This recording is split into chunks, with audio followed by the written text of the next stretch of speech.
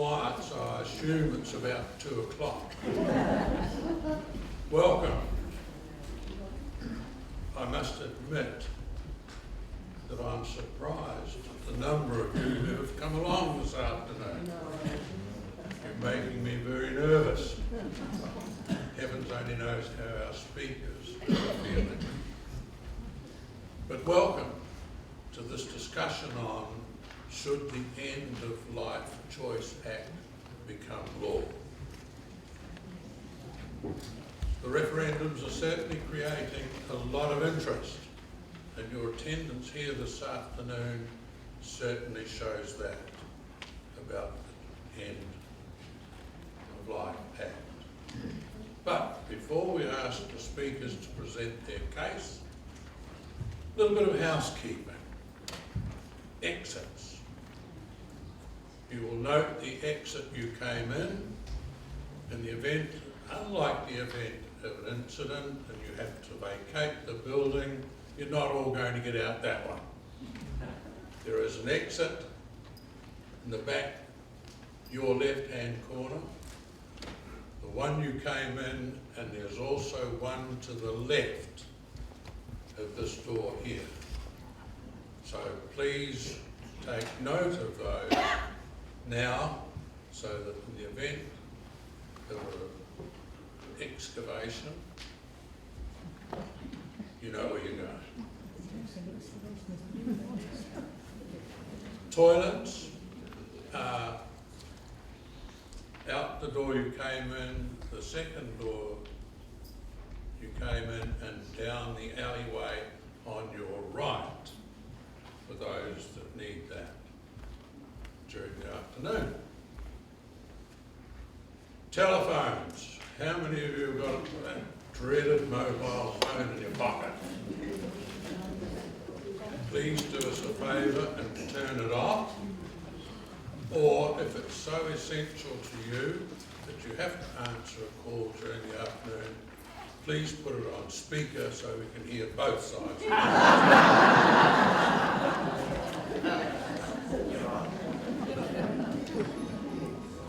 Videoing. You will note that 2 cameras have been set up. The operators are under orders or instruction, whichever you'd like to prefer, that only the speakers on the front stage here will be videoed.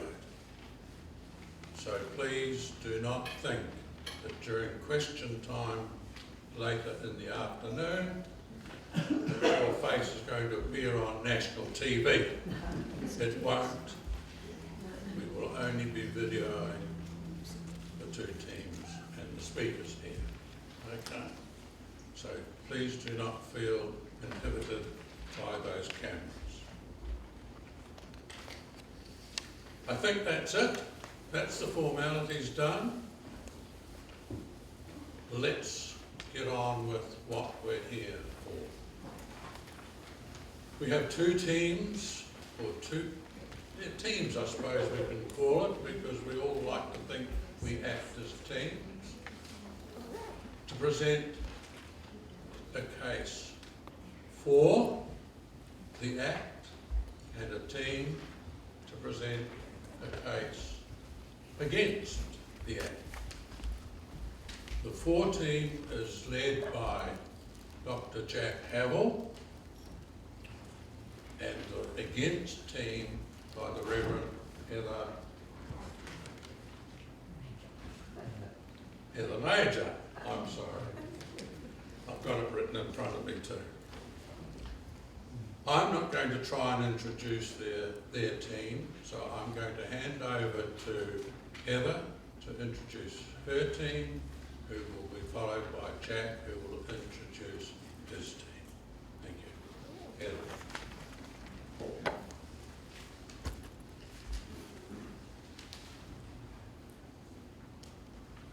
Good afternoon. It's great to see a really full church and a great turnout today. So I'm Heather. This is my, come on up, ladies. This is my daughter Rachel. Just turned 18 a week ago, so we'll be voting. And this is Dr. Lara Hoskins from Waikato Hospital, Hospice Waikato, who is a palliative care specialist. So actually Rachel's going to kick it off for us.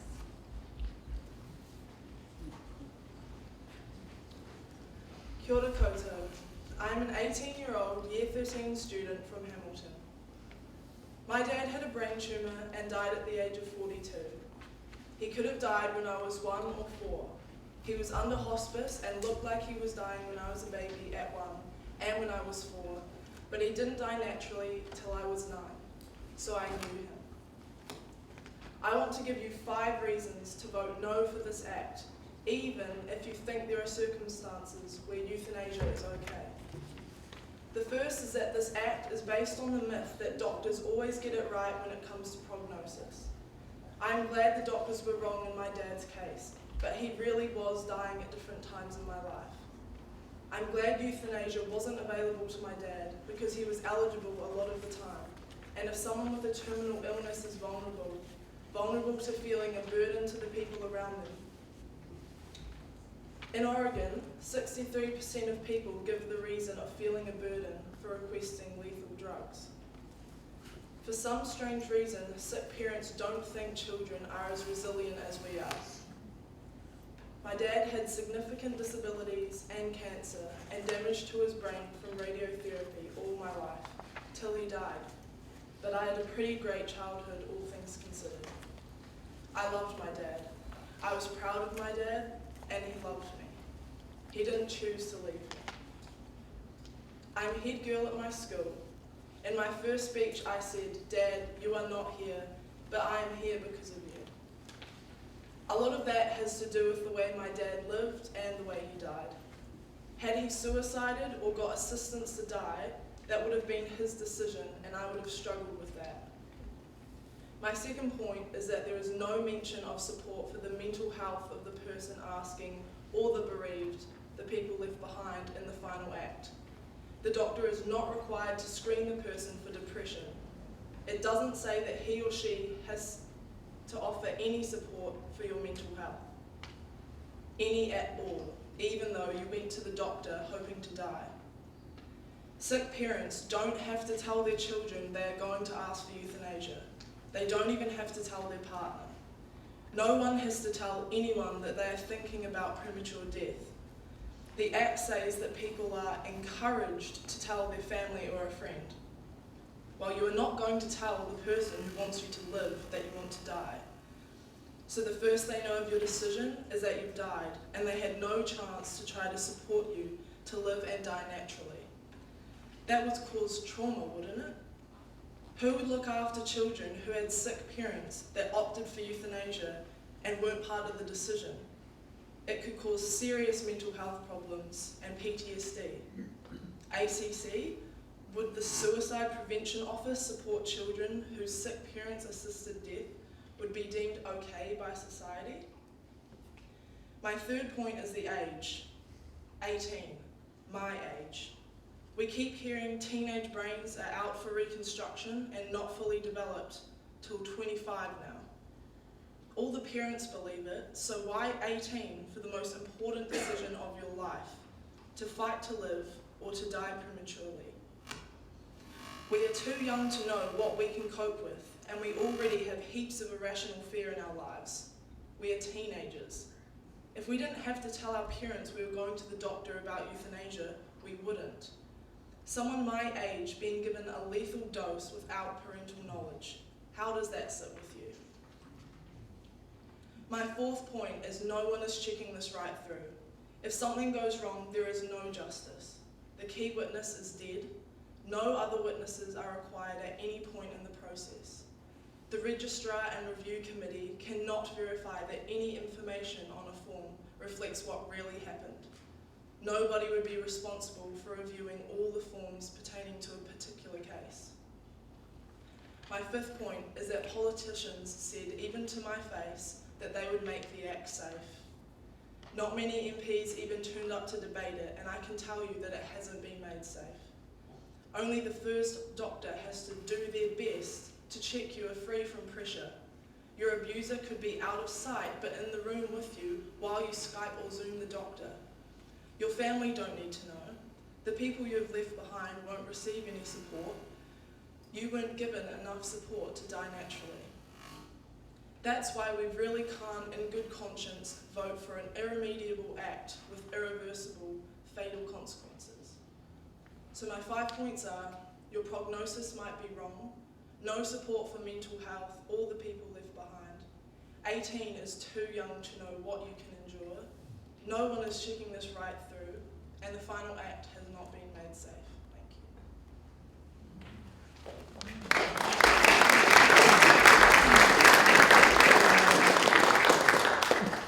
I am here because we need to be well informed. The referendum is not on whether the terminally ill should suffer. It is not on whether euthanasia should be legalised. It is, should the End of Life Choice Act 2019 come into force, yes or no? Our story features in a short documentary. Glenn and I had been married 3 years when he was diagnosed with a brain tumour. Glenn was affected in his speech, reading and writing, his mobility, his thinking, his continence. He had a lot of pain, and he had serious fatigue for many years. The last year of his life, he was living in a rest home. He didn't lose his dignity. He was still worthy of honour and respect as a man, even if he was immobile and needed 24-hour nursing. For some people, that's the reality from birth. So Glenn was clinically dying and under hospice 3 times, but he didn't die till Rachel was 9. Research by Nick Christakis or something shows in at least 2 out of 3 times clinicians are wrong one way or the other about your terminal illness. In the paper today it said 25%, not very occasionally. There were times when he was mentally competent, eligible under this act, and times, days and weeks over the years when he might have been very tempted to die prematurely well before his natural life ended. He had a doctor whose opinion was that Glenn had no quality of life. He didn't see what Glenn did between his visits. Even though the Act prohibits a doctor from initiating or suggesting assisted dying, if a doctor were to break this law, their guilt would be very difficult to prove. Another concern with a condition like Glenn's affecting thinking is there's no mental competency test at the time of receiving the lethal dose, section 20.2 in this proposed law, unlike Victoria, unlike Canada. And there's no record of that conversation, just a death report. No independent witness required. 73% of people think that this act makes euthanasia available to terminally ill people with less than 6 months to live, provided they don't have depression or another mental illness. Do you agree? A mental illness might be the underlying medical condition that brings someone to ask for euthanasia. Without a mental illness, the same person might choose to die from their terminal illness naturally. There are end-of-life choices illegal to us now. Already New Zealanders can choose to have life support turned off, yet 75% of people think that that's what we're voting on. Already you can have a DNR, a do not resuscitate order. Glenn had this. Auckland Hospital calls it allow natural death, AND, which is a term that I prefer. Already you can choose to stop medical treatment, but euthanasia is ethically different. We're deciding on a binding referendum, and as policymakers, we have to make sure we know what law we're voting on and think not just of ourselves, our choice, but public safety for our team of 5 million. Some people on roads can drive at 50 kilometres an hour, at 60 kilometres an hour, but it's 50 to make it safe for all on the road. COVID-19 has taught us that what affects one affects us all. A law that intentionally cuts short a life of one eligible person from my whānau, my community, who wasn't mentally competent at the time of death, or was mentally unwell, who wasn't mentally well at the time or had years to live should not just be mine, but everyone's concern.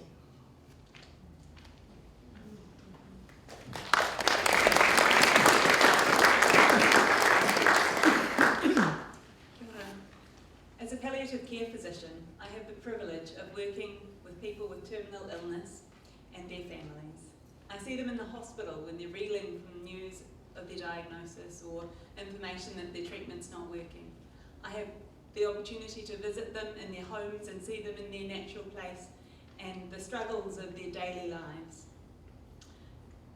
Our team cares for all aspects of the person, their physical needs, social, emotional, spiritual. We work to help them with whatever troubles them. So what do doctors like myself, who are working with the people who would be eligible under this Act, what do we think of this? You may not know this, but the majority of palliative care doctors, or those generalists who are caring for the dying, are opposed to euthanasia and assisted suicide.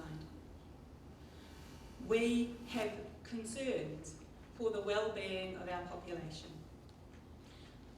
Some ask what sort of religious background we have, but just like the rest of the population, we reflect a diversity of opinions. There are atheists, agnostics, Christians, Buddhists, a whole mix of religions within our group. We're not just one thing, and yet we have that consensus of opinion on this. We see patients feeling pressured to do all sorts of things. Patients who continue taking chemotherapy or start it just because they don't want to disappoint their doctor or their family, or start juicing because their neighbour suggested it. I'm not talking about people choosing something because they really want it, but just feeling they have to do it. That's over minor things. How much more about life and death?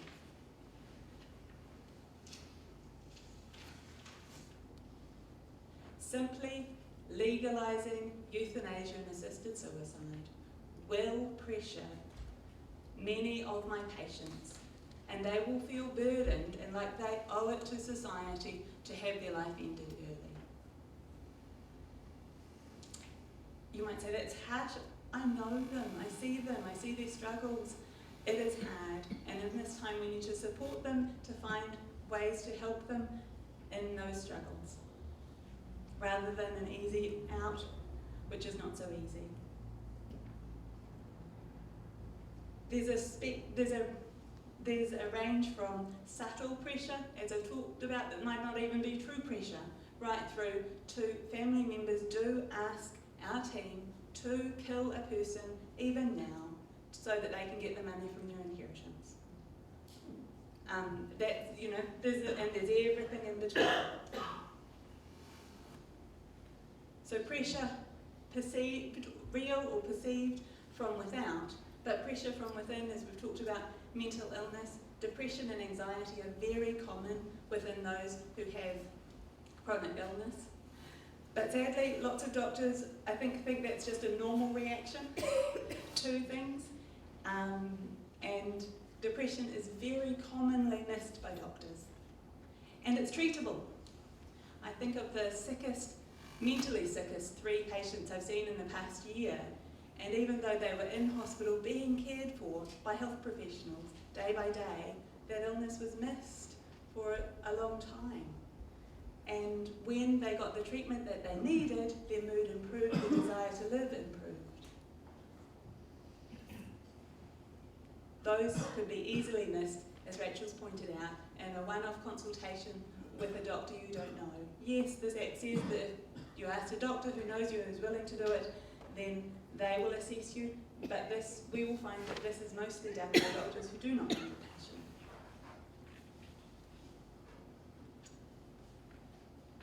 The Act does not define what unbearable suffering is. It is defined by the person as to what they find unbearable, which makes sense because suffering is personal. But I think many people, in thinking this is a good thing, thinking, oh, terrible pain that can't be controlled with medication, then we should have some option for them. The pain is a minor reason that people ask for this. It's not the major reason. it's the loss of function, it's those who define their life in terms of quality based on what they can do, and on being a burden. Is that what we as a society wish to have this option available for? The unbearable suffering need not be related to the terminal condition. So if you have terrible osteoarthritis in your knee but happen to have a condition which will take your life, might not be suffering for that, but this is unbearable, then you can request and have it granted. There's no cooling off period, that it can be just a matter of days from request to death. And many people over time have periods when they're feeling a bit lower. Life is hard, whether it's a terminal illness or something else, there are ups and downs. And as I said, they're encouraged to talk to people, but it's not compulsory. And sometimes that period can last more than a few days, more than a couple of weeks. But death is irreversible. And as also been said, just keep in mind that we all have the right to decline medical treatment. The only treatment that can be forced upon us is for a mental illness. No one has to have treatment for anything else. We can decline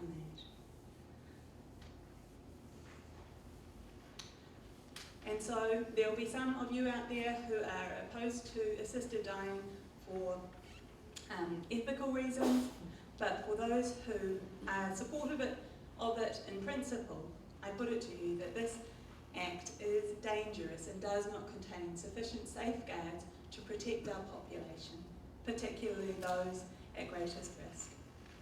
For many people who are opposed to, for example, the death penalty for crime, their biggest concern is that one wrongful death would be terrible, would be far too much. What risks are you willing to tolerate with regard to this legislation?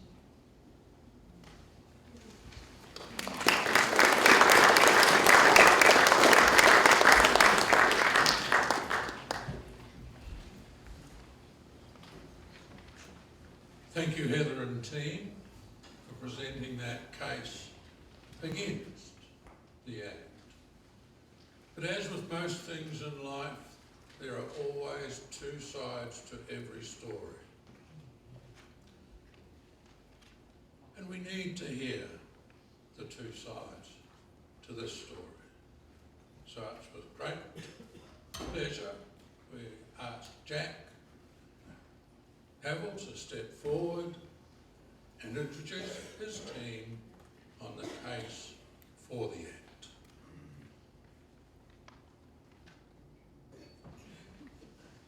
Hello everybody, thank you for coming along. Love of grey hair and bald heads, I see. Rather like mine, we've got both. Jan is going to talk, you've all got a bit of paper, and Jan is going to talk about the content of the Act, what it actually says. And Jan works in family planning, and she's lead nurse there, and leads the nurses in Tower and in New Plymouth and Hamilton area. And so, then I'm going to talk about why you should vote. Yes. Kia ora katoa. As Jack said, I'm Jane Yelby. You might realise I'm English, but I consider myself a Kiwi, having been here since 1972. My experience with death has been interesting, but my primary reason for being involved in this was my mother was diagnosed with breast cancer at 47. We'd been in New Zealand 2 weeks when she was diagnosed with it and had no family support. She was a very intelligent, smart woman. She established the Child Development Centre at Waikato Hospital and the Mackenzie Centre. And in 1985, when she was 57, she consequently died after a long, agonising, awful event where she ended up as an emaciated shell. She couldn't see, and we had talked about end-of-life choice and decision for her, I found some tablets that she had stashed from my father's treatment, and when I asked why she hadn't taken them, she said she didn't know she had enough to do the job, and was very clear she did not want to leave the family in a more precarious position. Anyway, so that's why I became involved, and this is not to negate anything that the previous speakers have said. My biggest issue that I felt they didn't really consider that was this act is a personal choice, and I appreciate everything they're saying about vulnerable people being coerced, but I believe there's enough security in the act that this will not happen. So hopefully you've all received this little bit of paper in your letterboxes now. Jack and I think it's a very good outline of the actual act. So Jack has put on your chairs, I hope, all this information. So currently, a person in this country who is eligible for assisted dying has to be a terminally ill New Zealander over the age of 18 or over, who is likely to die within 6 months. So a disability or a chronic illness or a mental health issue will preclude you from that position already. And you need to be in a state of irreversible physical decline. The Act details provisions to ensure this is a free personal choice and that the person is mentally competent. I think as Heather stated, although I don't remember now, but GPs, family doctors are not able under the Act to suggest this as an option, even though in other countries they're able to do that, and they see it as, doctors see it as a therapeutic option. So the person must make formal and repeated requests to their medical practitioner. If after discussion, if the person wants to continue, they must complete a form. If their medical practitioner agrees with their application, he or she must seek a second independent opinion through the SENS group, which will be a group of doctors who are called the Support and Consultation for End of Life New Zealand. The person then must be examined by a second practitioner. If there is any doubt about the mental competency, a psychiatrist must be consulted to make a final decision. The person must continue to request the procedure up to the last minute. So again, as outlined in your purple leaflet, there are certain questions. Is the person 18 or over? If they're not eligible. Is the person a New Zealand citizen or a permanent resident? The answer has to be yes. Does the person suffer from a terminal illness likely to end their life within 6 months? Again, yes. Is the person in an advanced state of irreversible decline in physical capability? Again, it must be yes. Does the person experience unbearable suffering that cannot be relieved in a manner considered tolerable to them? That means yes. Is the person competent to make an informed decision about assisted dying? And again, as long as every answer to those questions is yes, the person would be eligible to make a request. Part of the legislation is that there must be prescribed forms completed at every step of the process. So this will be in a standard form and require comprehensive information on all actions taken. This will be kept on record by the registrar so that accurate reports can be made on requests for assisted dying and assisted deaths carried out. That is all I'm going to say, because Jack will fill you in on the incidence of suicides where other countries this legislation is in place.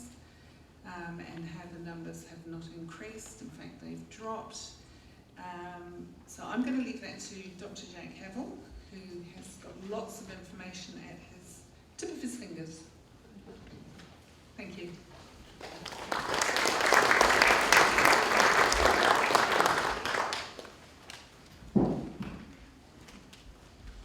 Thank you, Jan. Now, on the second bit of paper there with the picture on is a document prepared by a group of doctors, including some signatures there, including quite a few Waikato doctors. Even Dr. Alison Glover from Te Awamutu was on that signature, and she's here today.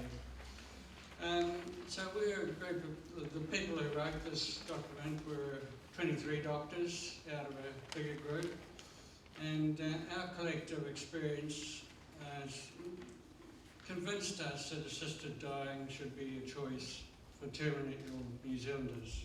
And that's why we think you should be voting yes.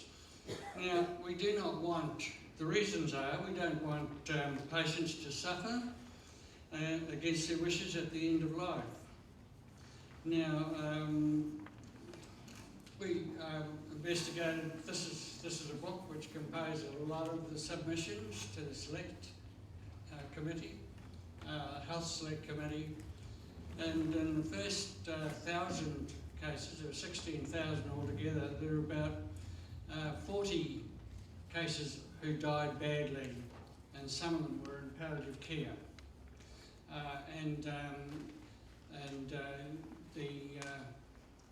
So we wrote that book and put it together. If anybody wants it, I can tell you where to get it. It's free. Now, we don't want patients to suffer at the end of life. Now, even with the best hospice and palliative care, a small number of patients suffer unbearably as they die. And this evidence that we collected from the submissions, but also there's a Wollongong University in Australia collects national Australian statistics, and they've looked into this very carefully, and they report every 6 months, and there's always a group that die painfully in spite of good palliative care. Now, this law will give those who want it the option to request life-ending medication, decide for themselves whether when their suffering becomes unbearable. And I could also say, if the palliative care is so good that they are not suffering, they will not want it. People don't particularly want it. Now, research has confirmed that in the jurisdictions where laws have already been passed to allow assisted dying, that they're working well. In some cases, assisted dying is comfortably integrated with hospice and palliative care to give seamless care.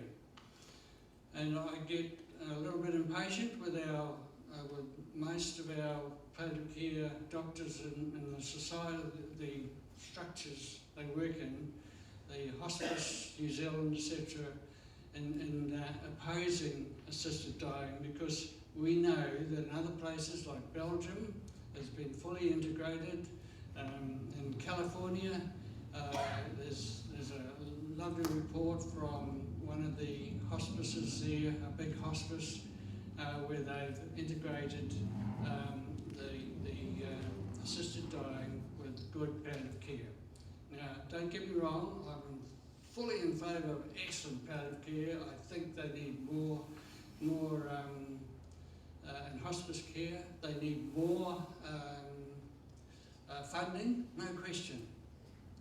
But there are still patients that suffer even with palliative care, and they don't want to go on and on and on at the end of their lives. They'd rather have it ended.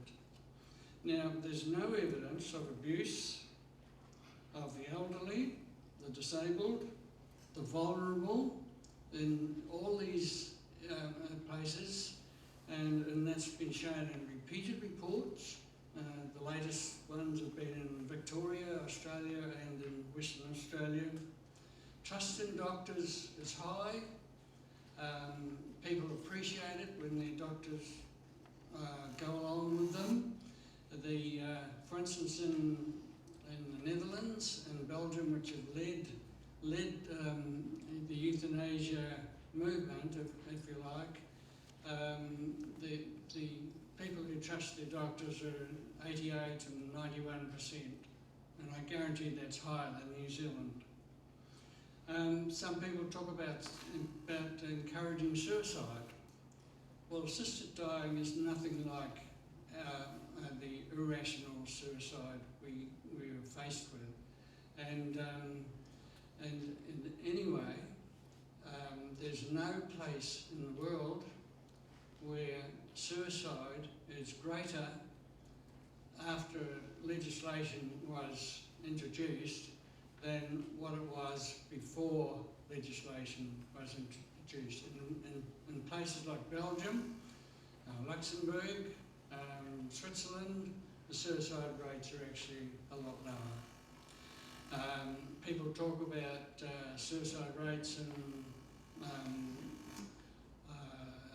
Oregon, which is one of the pioneers, but their suicide rates are about the same as when before legislation was introduced, and they went down and they went up again, and a lot of the reporting has been very suspect, but they went up again with the rest of the USA. And some of you might understand why the suicide rates are going up. I won't say anything about the president. Now, the majority of New Zealanders support choice for terminally ill patients at the end of life. The most recent report was Research New Zealand about a week ago. 63% were in favour and 18% opposed. Now, many doctors and nurses support the end-of-life choice. I did a study of local GPs some years ago, and 38% of them supported assisted dying. And they weren't leading questions, they had various options. And another study in Auckland has had almost identical figure. And there's been studies in Auckland as well, Auckland University, which suggested that 70% of nurses were in favour. And that's reflected in the NZNO, the New Zealand Nurses Organisation statement.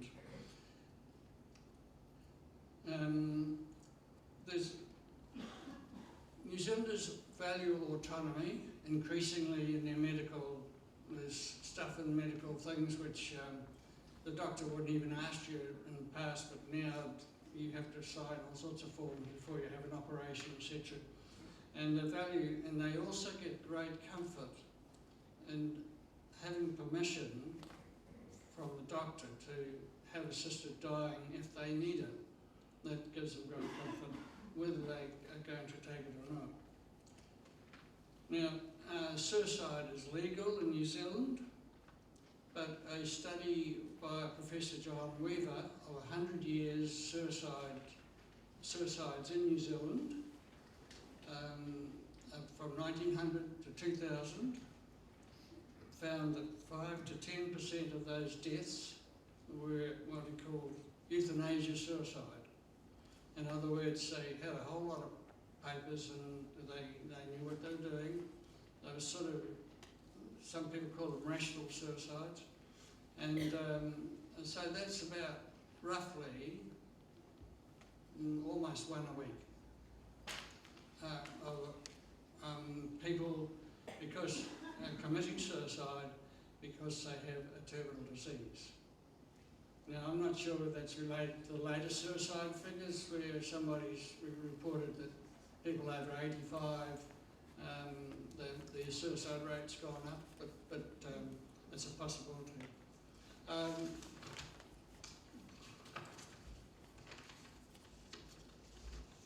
Now, I just want to talk about a good death for a moment. And I know that other people in this room can.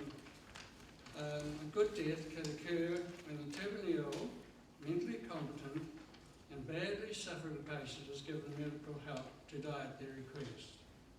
Their loved ones can be with them, They're conscious, the ceremonies can be held while they're still awake, and many describe them as beautiful occasions. And we want terminally ill New Zealanders to be able to die on their own terms. Now I'm going to give you one example, but I've got time, 2 minutes. I just want to tell you somebody who, a friend of ours who died last year, who was, we know that she was a vigorous supporter of assisted dying because she was our chair of the local branch of End of Life Choice. And she had multiple myeloma for years, and she had good treatment by oncologists. She had good treatment by the palliative care. She had good treatment by hospice, and until the end, when she'd been bouncing between home and hospital and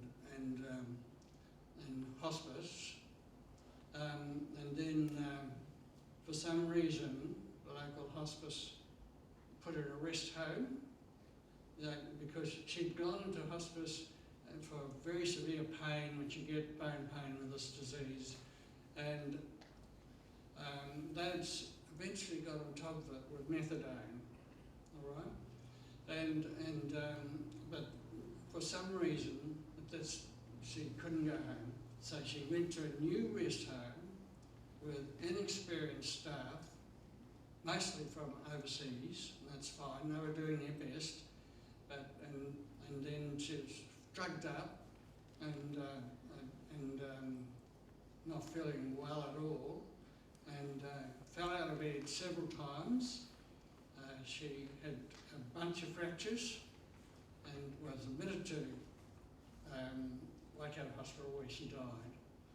Now, that lady wanted to be able to access something like this Act provides, but she had a horrible death. In spite of good care at various stages in her life, but she ended up, because she was vulnerable and bouncing between home, rest home, hospital and hospice. And that is a sort of thing. And the other thing I would say, that 4 times as many people die in rest homes as do in hospice. And I'm pretty sure that Lara would be the first to admit that hospice support of rest homes must be increased a lot, and it varies a lot wherever you are. But anyway, so that's it. So that gives you some of the reasons why we support this group of doctors and many other people. 70% roughly in many polls of New Zealanders support end of life choice.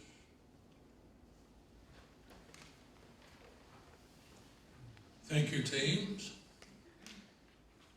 You've been a very good audience, haven't you? You've sat there very quietly, hopefully taking in all that's been said. We've had practice over the last few months of staying home and doing nothing, sir. That's good. That's good. What say we take a 2-minute break so that you can stand up, turn around, get the blood flowing down to those lower limbs again. And then the format for the rest of the afternoon will be, we've had about a dozen written questions come in.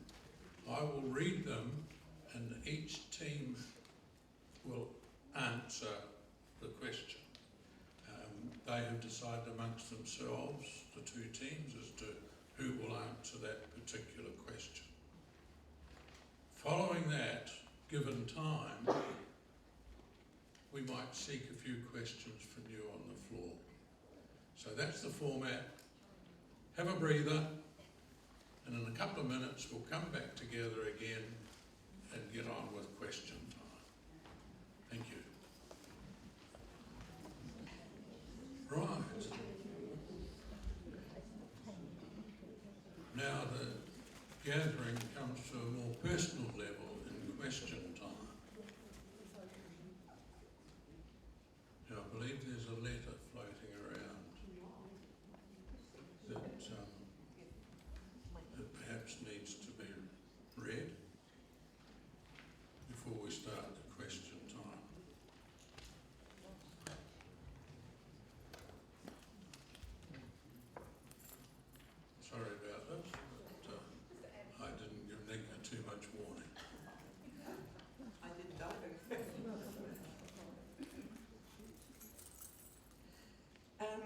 wrote a piece and it was published in the Seasons magazine after I came back from the euthanasia with my sister. She wanted me to be there because this was in the Netherlands. She felt it was very important for me to be present because I had to go back to New Zealand where this was not legal yet. And she was very clear of her choice. So it was written quite spontaneously, with not, well, with enough thought, but yes, and it seemed to go down with people. It seemed to give them an understanding for what was happening. Recently, I had the privilege to be present at my sister Geb's dying process. It must seem an unusual word to use, but it is really the best way to describe the experience. At 79, she had felt very tired, and when she finally went to her GP mid-September, she was referred first to a cardiologist and then to an oncologist. It was discovered that she had 2 leaking heart valves, an aneurysm, as well as pancreatic cancer that had spread to her liver. Geb had just read a book called The Fault of Our Stars, about a teenage girl with terminal cancer and how she coped with her situation. My sister said that she hoped she could conduct herself and cope with her sickness as well as that young girl had done. Geb had already discussed with her GP, who had come to the Netherlands from Iran when he was 24, that she believed in euthanasia if she had a sickness like that would end her life. When she reminded the GP of her wish, he explained that when the euthanasia doctor came to assess her and check her medical file, his decision stood for 2 months. If the process was not activated within that time, she would need to be reassessed. So she asked her GP to indicate when he felt that the euthanasia doctor should become involved. After that happened, I got a message that if I wanted to come, I should do so as soon as possible. I got on a plane that same afternoon and was at her bedside within 36 hours. Physically, she was very weak, but mentally, Geb was in pretty good spirits and so pleased to see me. The first few days she could still talk a bit and had not lost her sense of humor. Despite her condition, she told me Friday was D-Day. Every time the doctor came to see her, he asked very gently if euthanasia was still what she wanted. She remained very clear in her response. She asked for her friend and me to be present there at the end. She wanted me there because I had to return to New Zealand, where euthanasia is not an option yet. I was to share the experience with friends and family in New Zealand. That's why you're all here, because that's what I'm trying to do. On Friday afternoon, when the doctor came to administer the drip in her arm, he asked again. We didn't hear the response, but we saw him smile. When asked what she said, he told us she asked if he was crazy. Geb was right there with us that last afternoon, and at some stage she wanted to give me a piece of her jewelry. She chose what she wanted me to have, and I will treasure that necklace. Every now and then she asked the time. It wasn't going fast enough for her. When the time came, Geb gave us a big hug, and I was amazed at the strength she still was able to do that with. When we sat talking to the GP afterwards, it was all over in 5 minutes, we asked him if he found this hard to do. He did not. If a patient was sure what they wanted and was surrounded by loving family or friends, then it was a beautiful experience. Now that this is all over, Geb's case will still be discussed by the Euthanasia Control Committee to determine if everything was handled correctly. Sometimes a doctor can still be prosecuted if it's felt that the situation had not been handled well. The general public in the Netherlands accepts that euthanasia happens, and that it is mostly only a matter of days, weeks of shortening a person's suffering. It is not much discussed, as it's seen as a very personal decision. No one is really interested in the small detail of just when and how when death is inevitable. All I can say is that my sister had a dignified, even beautiful dying process, and that I'm thankful that I was able to be there. Thank you.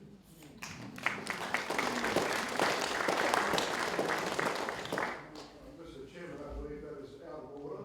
We're present here to hear a peaceful debate where we have two sides, and that's out of order, having a personal presentation which has got nothing to do with the legislation we're talking about. Thank you. As I said, we're now at a personal level, and I hear the objection,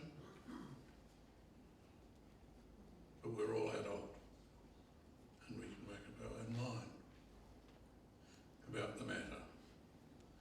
Question time. As I said before, we have a number of written questions, and the first one is, are the precautions to prevent family member from influencing the patient in their own decision-making strict enough? With a note, i.e. the slippery slope issue, or in some cases could even be regarded as elder abuse.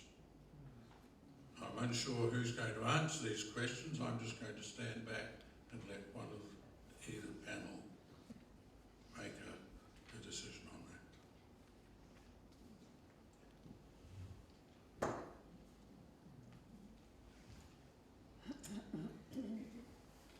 that. The question has slippery slope in it, but that's not what is meant by the term slippery slope.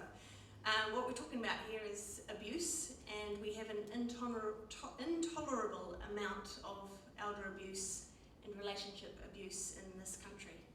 There are no precautions to stop family members forcing a patient to continue with care, even if they don't want to. And in this Act, there are no precautions to stop family members influencing a patient to die prematurely. Only the first doctor in the process has to check whether the person has been pressured, and they only have to do their best to check whether the person expresses their wish free from pressure. By the time a person expresses their wish, they could claim it's their own free choice and express it without pressure, but they could have come to that decision as a result of pressure or abuse that occurred earlier and that remains hidden from the doctor. A skilled manipulator can make their victim believe something is their choice when it wasn't.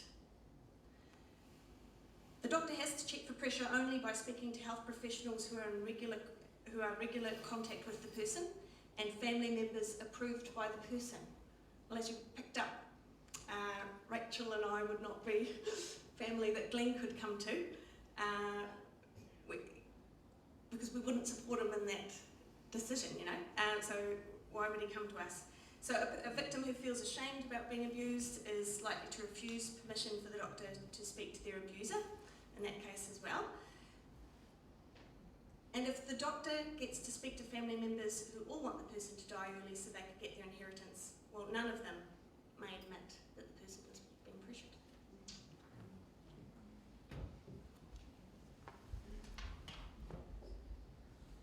Actually, Jan was down to answer this question, but she looked at me and said, "You've got to." I don't think this has been a problem anywhere in the world, in any that's come out, it's actually a bit condescending to the elderly. All of us here, any one of us, that the family are going to put pressure on us to have a sister dying. It's actually the opposite which happens, which the family comes in and says, "No, you don't. You shouldn't do that," as is illustrated here. You wouldn't want. You would have been very much against it. But all I'm saying is that there's. I'm unaware in all the literature and all the reviews of anything like this, of this being a major problem. That's all.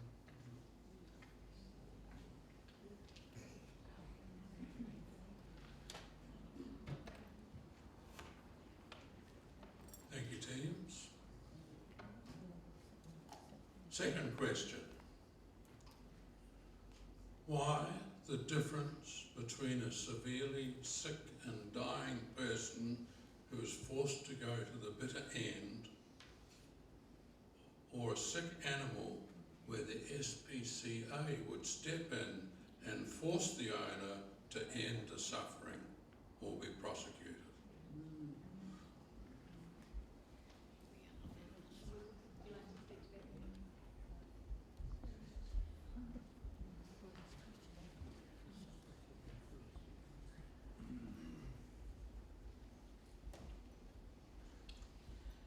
People and animals are different.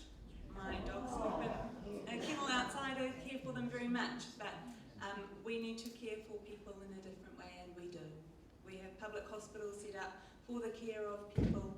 A person is different to an animal, and yes, we need to care for them right to the end, but killing them is not the solution to that.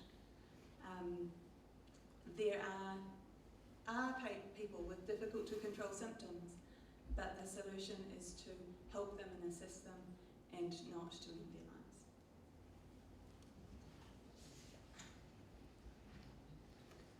I was a bit confused by that question, but purely for me it is the suffering of a human being, and it is still that person's choice, I believe, to ask for assistance. A dog or an animal doesn't have that opportunity to ask. This is a question that we want to be able to ask. It's our choice, and animals don't have that right or ability.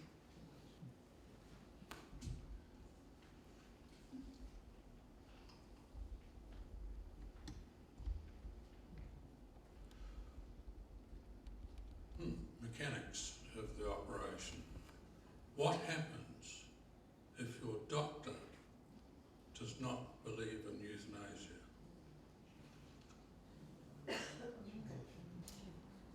That's clearly outlined in the Act. A person can have a conscientious objector, not only the doctor, a nurse, and if they do, they can back out. But one thing that they have to do is not leave the patient in limbo, just walk out on the patient. They have to give an address in the case of the doctor, to the scenes, which is a body which has been set up to provide help to doctors, so they contact SCENZ, SCENZ, and they will provide a doctor who doesn't have a conscientious objection. So that's clearly outlined in the Act. No question. I mean, nothing more to add to that, that's right.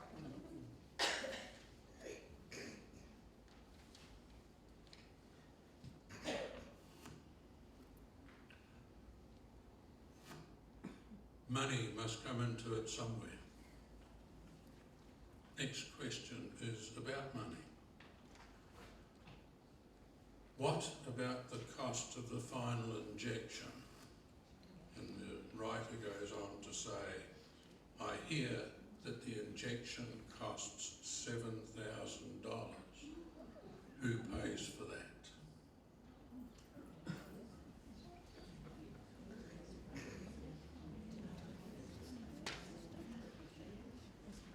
I think, I'm not sure you're getting confused with the cost of barbiturates in the States, but in New Zealand, the drugs would be very similar to what we use in anaesthesia every day, and they would come out of a public purse.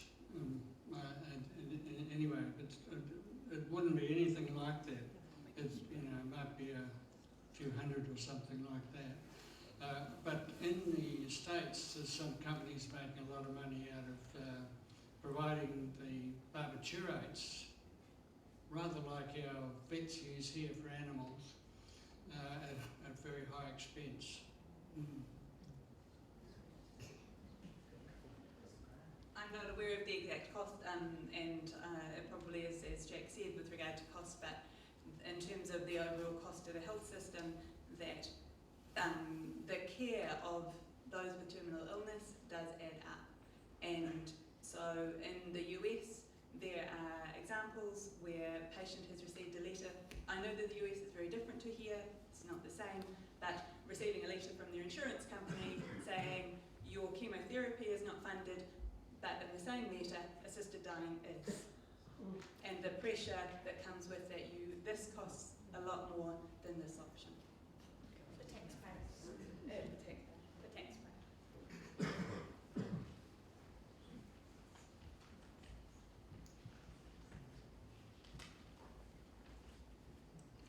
Older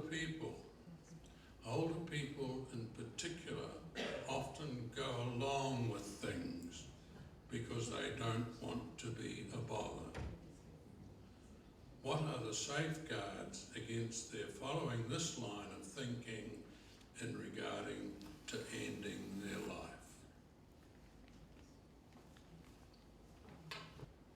Again, that's a pretty patronising question when an older person is deciding whether they want to live or die.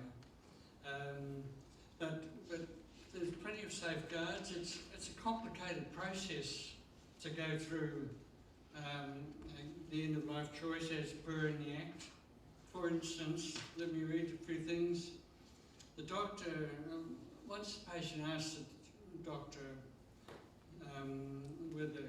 about the option of assisted dying, they've got to take all the following steps. Advise the person of the prognosis, outlook of their condition, advise the person of the irreversible nature of assisted dying, advise the person of the impacts of assisted dying, talk with the person about their wish at appropriate intervals, ensure the person understands their options for end-of-life care, like palliative care or anything like that, and ensure the person knows that they can change their mind at any time, encourage a person to talk about their wish with others, such as friends, family and counsellors, ensure the person knows they're not obligated to speak to anybody, but ensure that they've had the opportunity to. I think most of us would realise that some families are very strange. And if you've got, say you're estranged from your children, or you're estranged from your brothers and sisters, why should they have a part in a vital decision that you have to make? And so I just make that point. The other thing is the person's got to sign forms and things got to be sent off to the registrar, and then the other doctor comes in and does the same sorts of things. It's not a matter of not being bothered. There's a very complicated, longish process. In Parliament, they thought it might take about 15 days for the average person to go through the process. It might be shorter than that if they say it's in palliative care or something, and they do it in hospices or something like that. But there's a long process, and the person's got plenty of time to think about it, and it's not a question of not being bothered, if you know what I mean. Okay.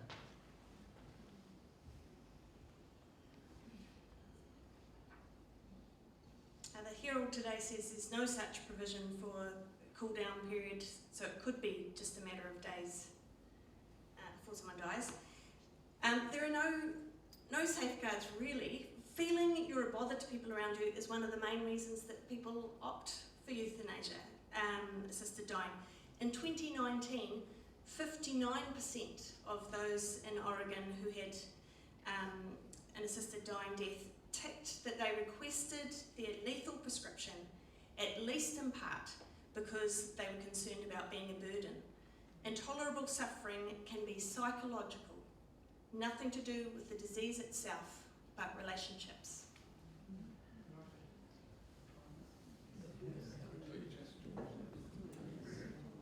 Most of us have felt a burden to somebody. Some of us, some parents have been a burden to their children, some children have been a burden to their family.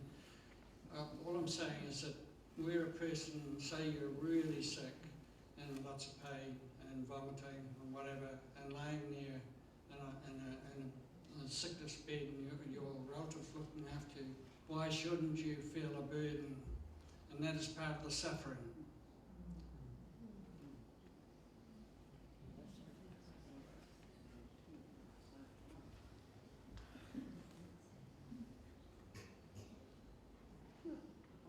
Could the panels please talk about the difference between a do not resuscitate order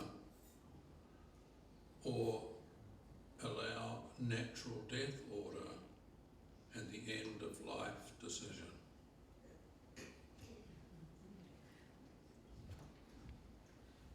The terms do not resuscitate or not for CPR and allow natural death are talking around the same things.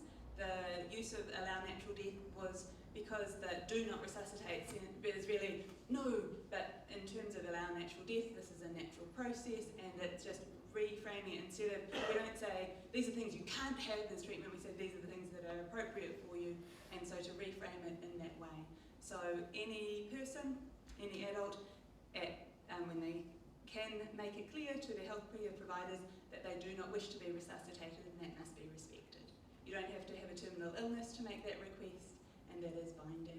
That is available to everyone, and so it's just around that.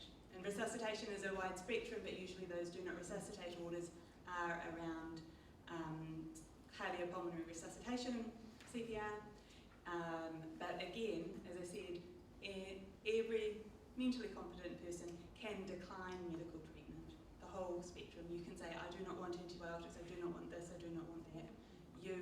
Each one of us has that right. It cannot be forced upon us.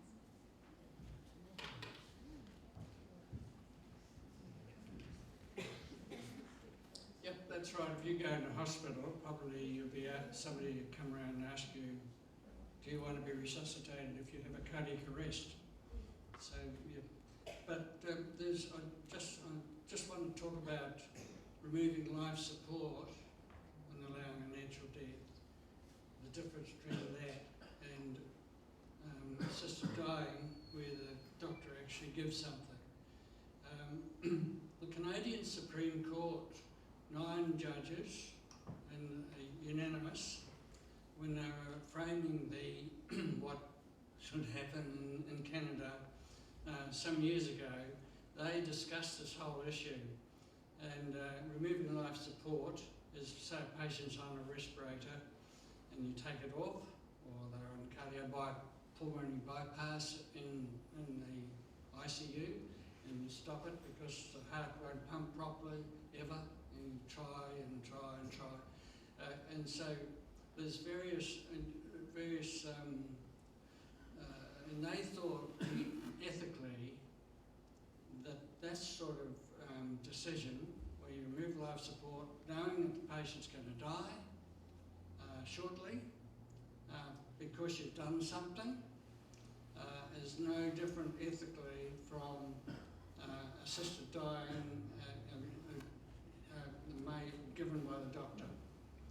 So ethically there's no difference. They are different in some ways. We used to call it passive euthanasia in the ICU. When I'll give you an example.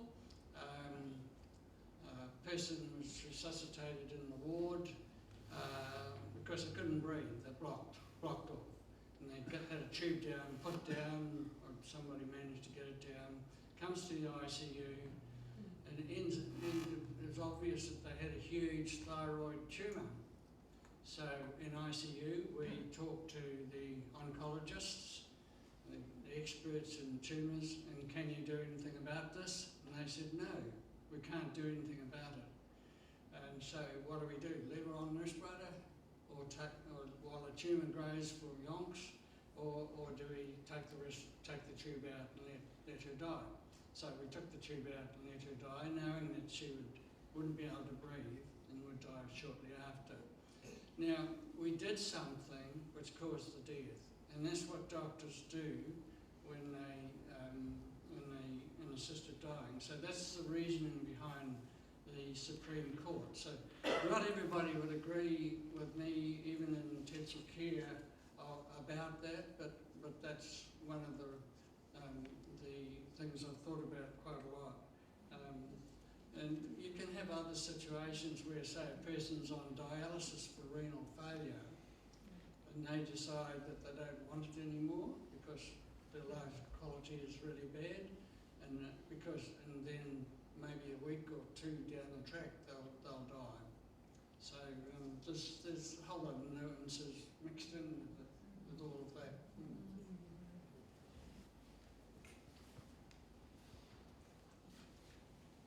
Next two submissions, questions are quite long, so please bear with me and hopefully you can take the subject in.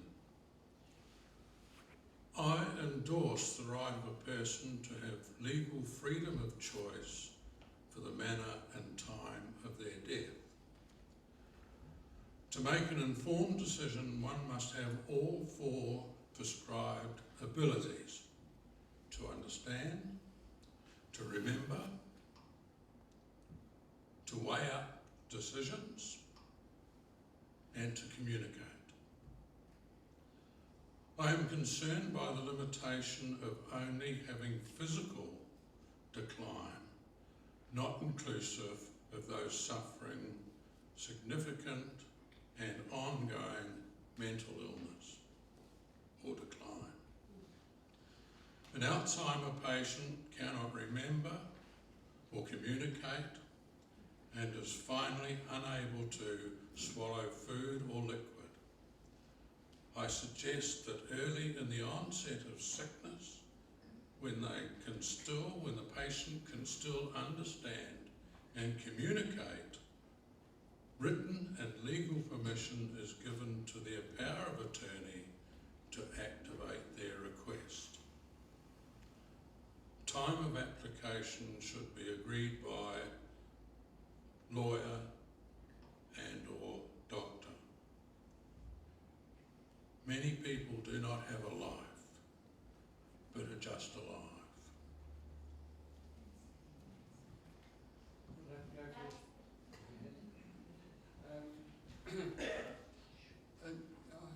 That almost reflects what I put in my submission.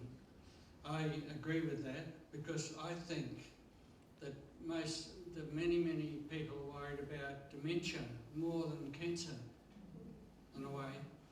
And but you can't, under the Act, have an advance directive to. You've got to be mentally competent at the time when you die under this Act.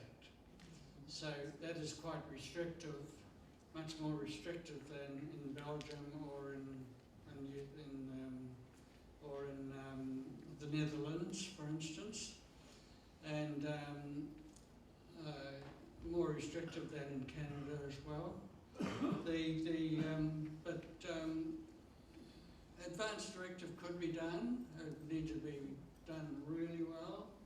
It would be a good legal document. Say I think I'm in early stages of dementia, but I'm still competent, and I think I'm going to, 5 years down the track, get really bad. I could write an advance directive saying that when I get to this stage, unable to recognise my family, unable to toilet myself, unable to dress myself, unable to feed myself, all that sort of thing. You could detail that, and at that stage I would like assisted dying. However, there need to be further restrictions, I believe.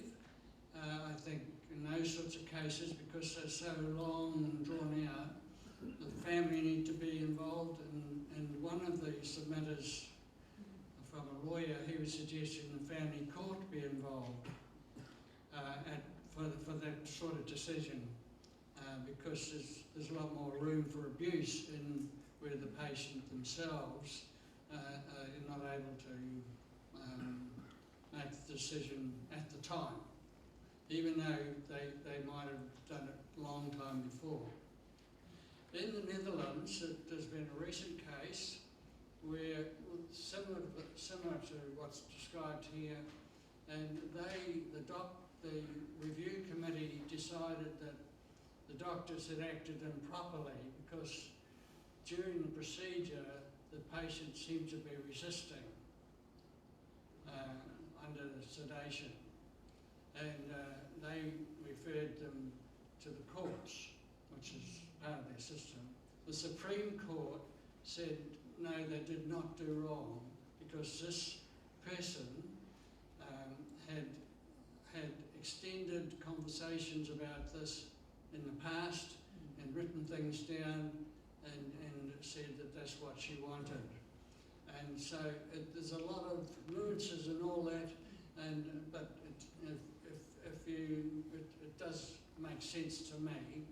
And I can tell you the reason that there's no advance directive in this act is because one of the parties refused to countenance anything that wasn't terminal disease.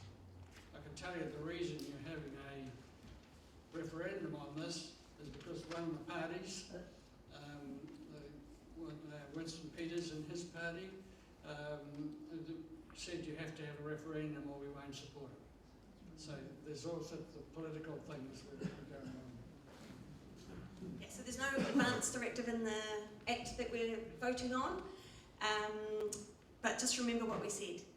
Mental competence is obviously tested at the beginning when you first ask for it, but it doesn't say that at the end, which could be months later. So if you think about conditions like my Glen, your mental competence is not tested at that final time on the day.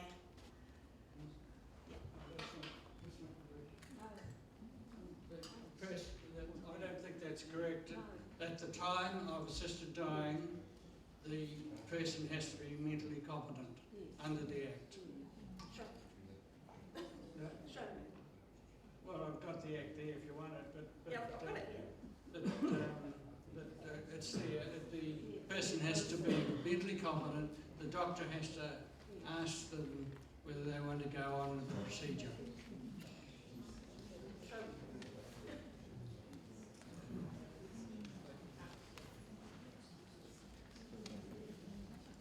Democracy in action.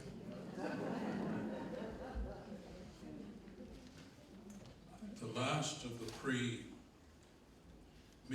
written questions is also quite long.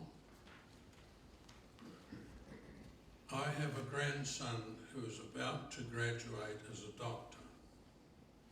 I understand from the End of Life Choice Act that if he becomes a GP and one of his patients asks for euthanasia, that is to end their life by a lethal drug, and my grandson chooses not to perform that procedure, he must, regardless of his clinical judgment, tell the patient of their right to ask a group called SCENZ, which we've already heard about, SCENZ, to find another doctor.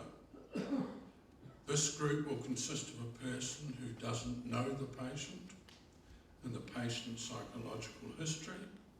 It's possible for that patient to be dead in 3 days from a lethal drug.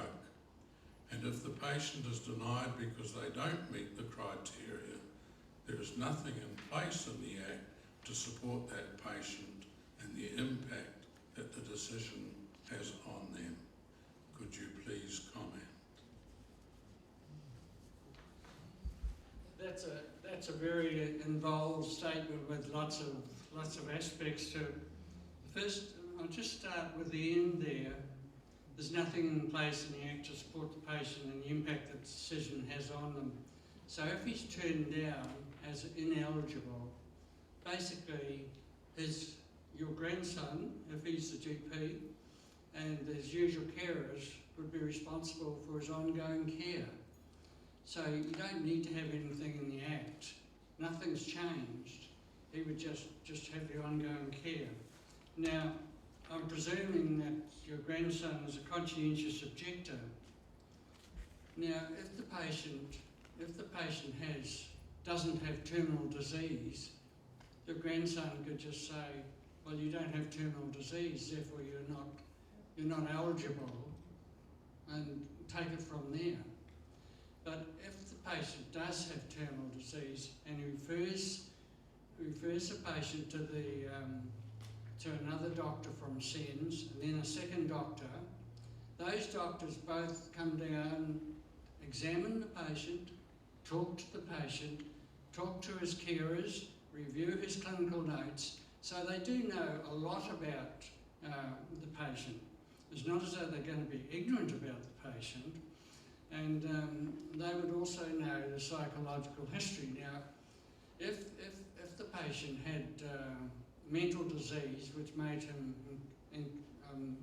unable to make rational decisions, he'd be ineligible anyway in making the decision, because you have to be mentally capable to make the decision. I don't know whether that answers your question, but there's no question that the doctors who are assessing the patient will know a lot about them, and yeah.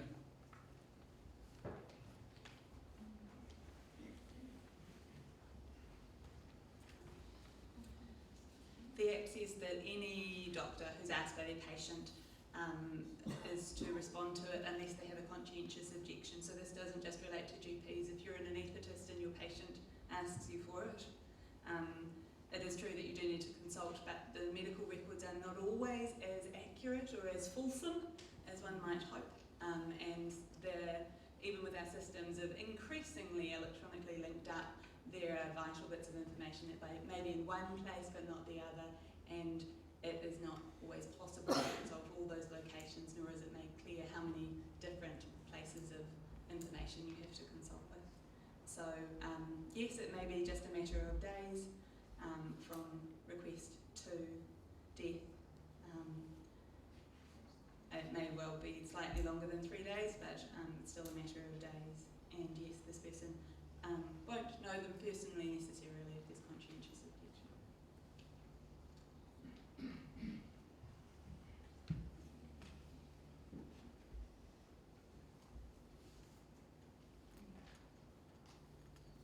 Thank you. As in most gatherings like this, there is the odd question that comes to hand after the closing date. One directed, David, at you. Jack, sorry. I don't know where David came from. Jack, I have read that you considered the Act does not go far enough. But whatever modest extensions to the eligibility criteria you might personally favour, can you appreciate that others have concerns that in the decades ahead, mission creep will inevitably follow overseas trends and take us into areas where the relative value of people's lives will become more and more objective? Jack, it's your choice at this stage. I can appreciate that that's what a lot of people have some fears about, especially when opponents of the bill keep on saying it.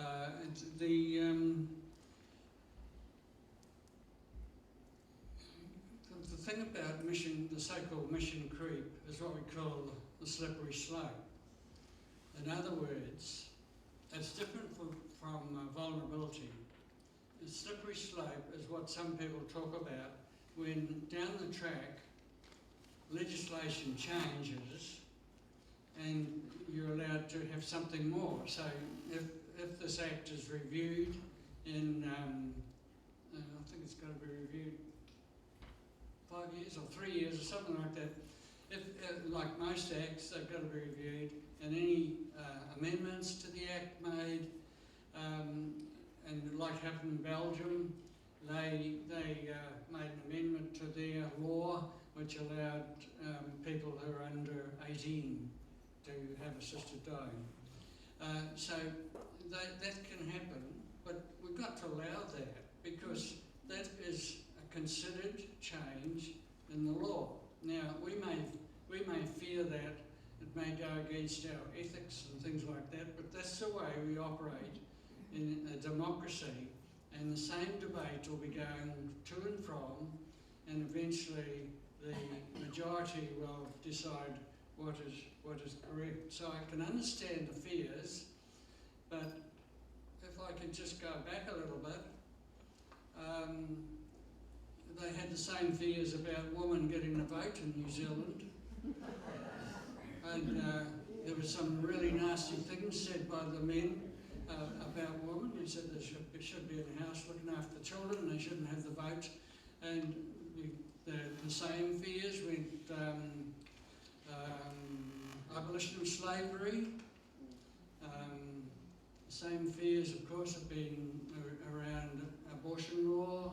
So all those things, they have got to be in a strong democracy like our own. They've got to allow the people at the time to make their decisions. The same happened in, same-sex marriage and all that sort of thing. All that has been changed, and there have been people warning against this. These changes are going to get worse and worse and worse, etc. But the slippery slope has been notably absent in jurisdictions. And the only one I can think about where there's been a change has been in Belgium, where they have allowed people to have assisted dying under 18. But that was legitimate, that was voted upon, the law changed, and but I can tell you now that as people become used to providing that there's no abuse, used to assisted dying, that there will be changes in the future. And I don't think we should be scared of that. We just have to make sure that the law changes in correct ways and safe ways. There's bound to be changes. I think it's to do with as people get older and older and older. And there's this mantra, live as long as you can live longer. And we know that a lot of people don't want to live longer as they get older. And I guarantee you that if you walked around rest homes today and asked each person how would they feel about not waking up next morning, that you'd find a significant number who would be in favour of that, because they don't want to live longer. And so that's the reason why there have been movements in the Netherlands which they say end of life when you want to, when you're over a certain age and all that. They haven't been accepted, mind you, by the majority, but I think things are going to change in the future, and I don't think we should be scared of that. It's just a matter of doing the proper thing, at the proper time. Thing. I think it's fair enough, Okay. Yeah, well, Jack said it. There are expansions of the scope of the legislation, and as he said, in Belgium, changing the age, people as young as 9 now, it says in today's Herald, have ended their lives there. And our Attorney General said that this act that we're voting on, the idea that you have 18 is discriminatory on kids younger than Rachel, younger than 18. Our own Attorney General.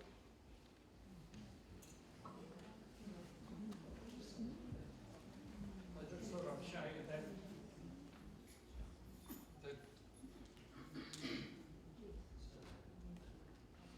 At the chosen time of the administration, the attending medical practitioner must ask the person if they choose to receive the medication.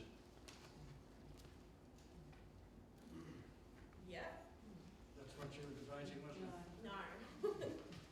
So you could ask my husband. That's not your mental competence. That's just, you could answer that question. The only thing required is to be able to answer this question. Do you understand that if I do this to you, that you will die? Do you understand what's happening? So, you know, people with mild dementia, they can answer many questions correctly. Of course. So, yeah, it's very clear to me in section 20, the administration of the final lethal dose, that there is no screening for mental competence.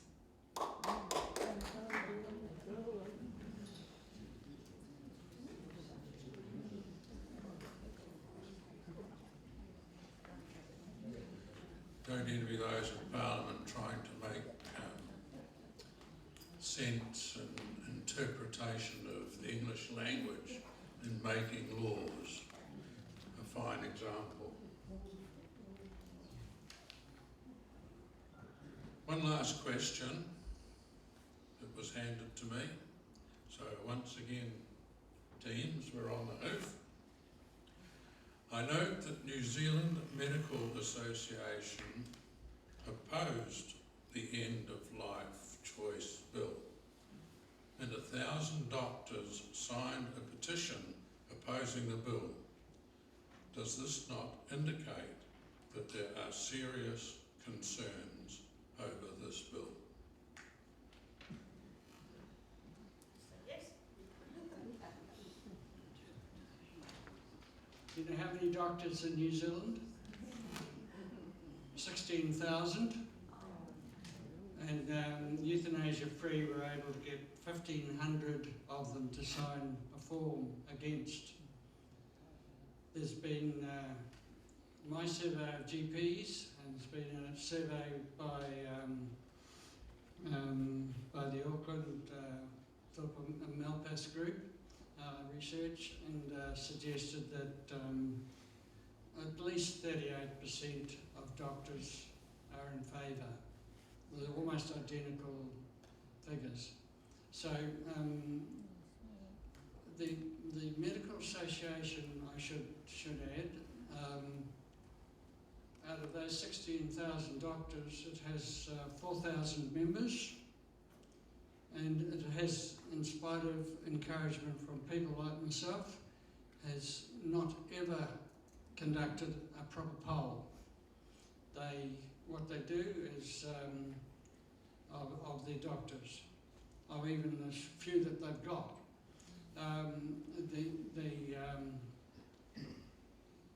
they send out something like, oh, we'd just like an expression of opinion or feedback. And they've never conducted a formal poll and yet they presume to represent doctors in New Zealand in their opinions.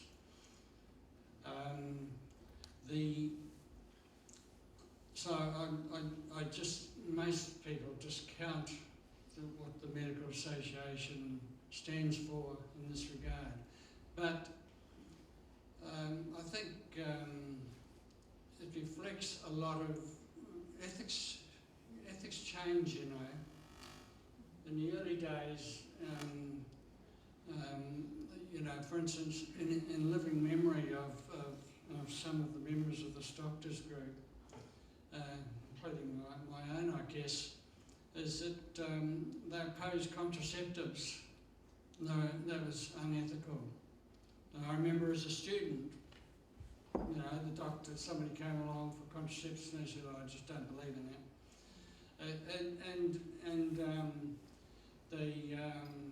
And earlier on, they opposed women doctors. Earlier on, they opposed, when they were the BMA offshoot, they opposed pain relief in labour.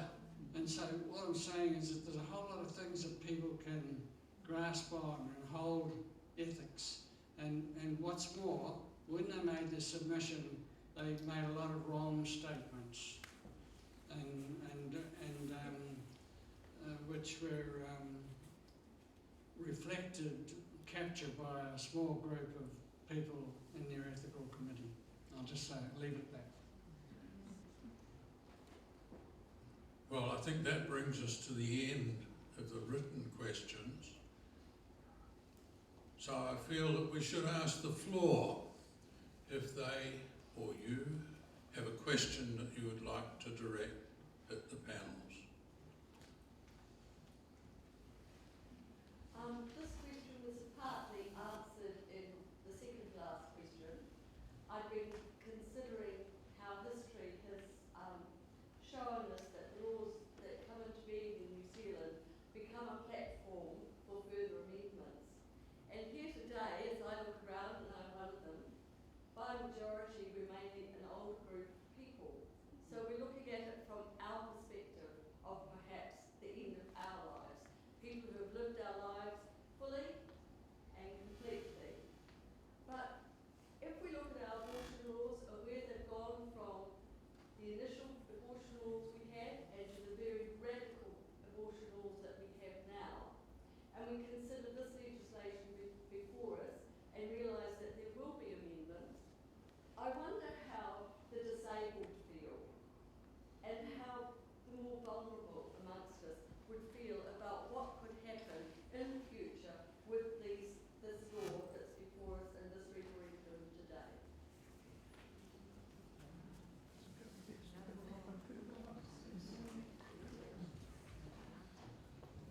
I think the disabled, of course, are absolutely excluded from this bill at the moment, unless they have a terminal illness along with it.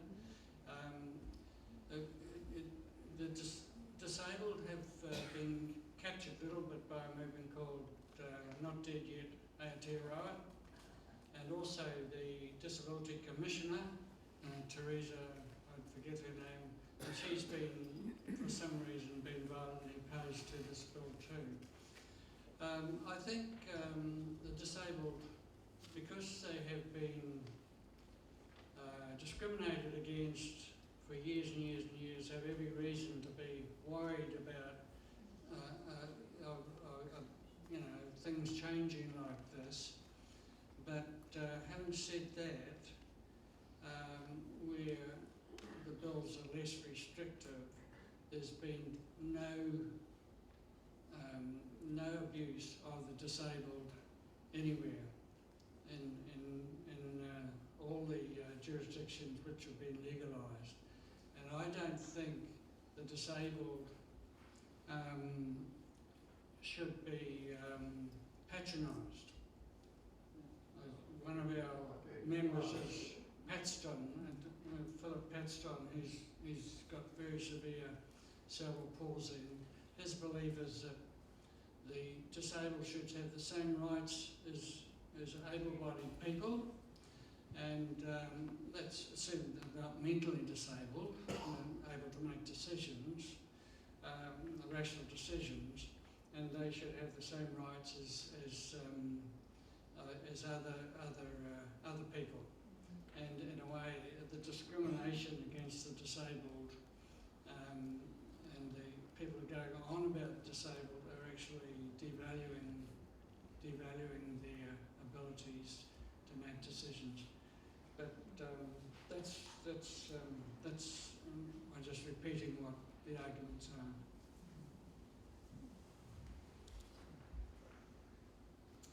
I think the point that Paula Deseria, it's a tricky name, that one, the Disability Commissioner, makes is if someone's already disabled and then they get a terminal illness on top of that, and society already is not meeting their needs for care for the life they already lived with chronic illness, then it is really hard for them to justify their existence when there might be the option of assisted dying, which people think, well, naturally, you've got all the more reason. And we already have just the discussion around this, making people with disabilities very, very uncomfortable. very uncomfortable. I don't know if you saw Claire Freeman on the project, but just by not taking her medication, a paraplegic can become terminal. So yeah, it is. I think that the disabled community have very valid reasons for feeling like society already doesn't look after them. Although Jack, you did acknowledge that. Thanks. I think you've got to be very careful about what Claire Freeman says, because I was on a panel with her. I annoyed her intensely because she was a fairly high quadriplegic, very intelligent person. She could move her arms and she could get around in her wheelchair, and she was holding down jobs, but she got very depressed. And this is all in public area. Got very depressed from time to time and tried to commit suicide a few times. But when I said to her, well, you wouldn't have been eligible under this bill, she got really annoyed. And because she was thinking about going to Switzerland and all sorts of things. But I can understand sort of where she's coming from. I had to talk to her later. But all I'm saying is that she's been a very public figure, but she doesn't represent the problem because she wouldn't have been eligible anyway. But if she got a terminal illness. If she had a terminal illness, she'd be eligible like anybody else. But that's the point that Paula makes about people with disabilities feeling like they have to justify their reason for living. That's what's so hard about it for people with disabilities, and I can't say because I don't have one, but yeah, I can understand that a disabled person might value themselves less. Is that what you're saying? Yeah, and being difficult. You're entitled to your opinion, but be yourself. Question over here. Yes, let me come to the microphone, please. Now, there are, in my experience, families who don't know this and that and the other and the next. Families pretty ignorant. What requirement or allowance is there in the law that families come to the game, the end game of their relative, informed, really informed of what's going on, medically, spiritually, psychologically, legally, the whole game? What requirement, please? All you can say is that the person who is seeking assisted dying talk to their families if they want to. Some of them, every now and again, you'll find somebody who doesn't want to. And then it's up to the family to get as much information, and 9 times out of 10, in these situations, the family are there with the patient. And I imagine in palliative care, usually the family would be there, wouldn't they?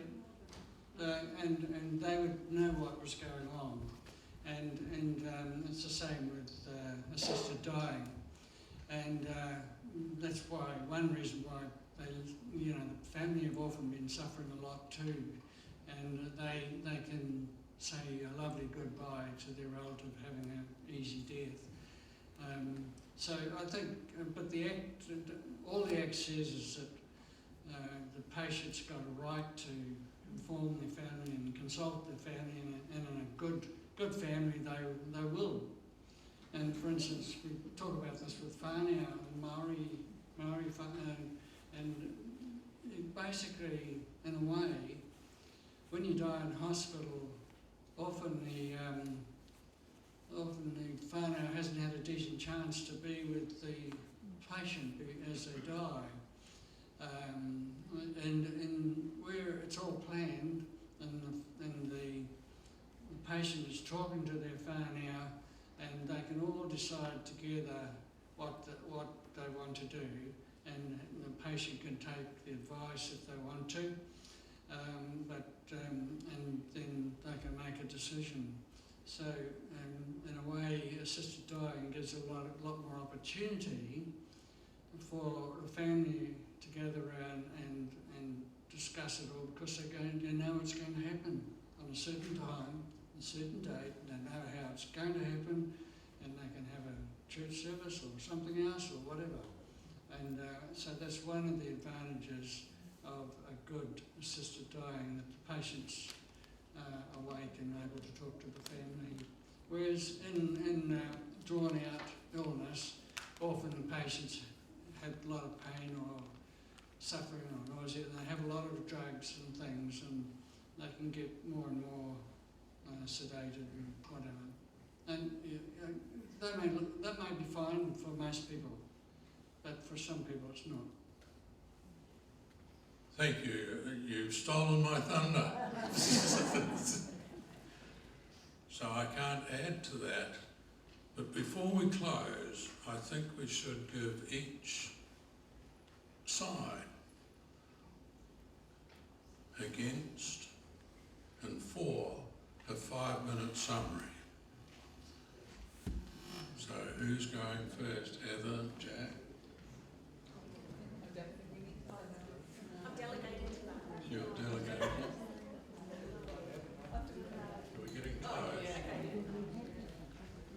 Okay, look, the team decided to forego that summary because it's been a long and interesting and informative afternoon.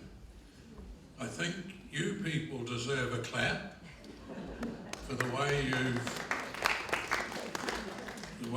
been attentive, listened and learned.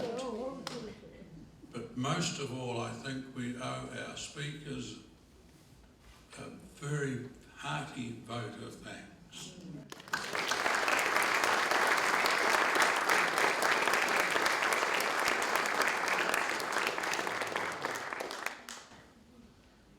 So with that, I'll bring the afternoon to a close with one final message. As with most events of today, there is a cost. And if you wish to contribute to that little cost, there's a little bucket about this big out on the foyer there. So if you've got a few loose gold coins or green coloured notes, we would appreciate it. So thank you for coming. And again, a big thank you to our two teams.